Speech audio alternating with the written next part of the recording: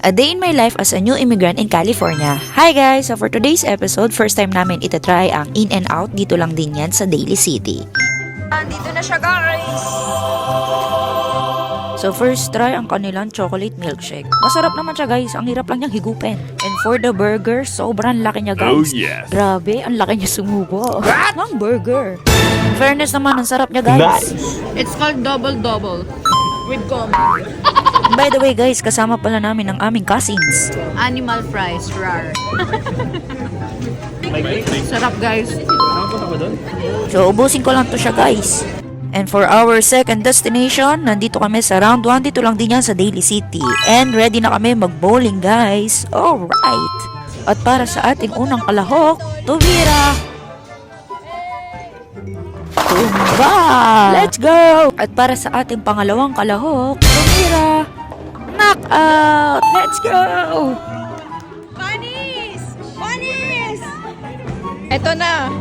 Babato na ang isang youngstana. Let's go! Let's go! Eh, ang galing! Sapul yung butike! Bigyan natin ng pag-asa si youngstana. Eh! Eh!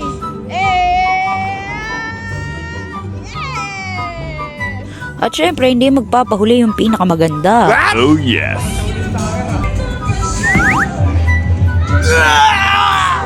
Grabe guys, parang mas madami pa akong natamakang butike. What?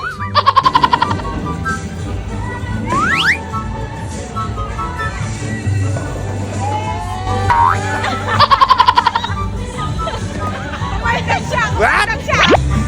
Let's go! Let's go! Grabe guys, parang nilalampaso kami nitong dalawang magkapatid.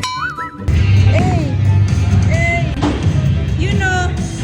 Hey! Woo! Panis! Panis! Panis! May bitaw pa na siya! Ka na, idol! Ang galing talaga eh, sapul ulit yung butike, kambal. What? Yan na guys, sinisipat na para bang tumbang preso. Tumira ulit. Tumira. Sablay na naman si Idol. Ayoko na!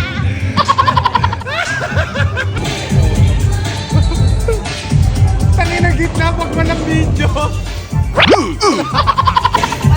Funny. Gago tapon. Gago knockout. Gago knockout.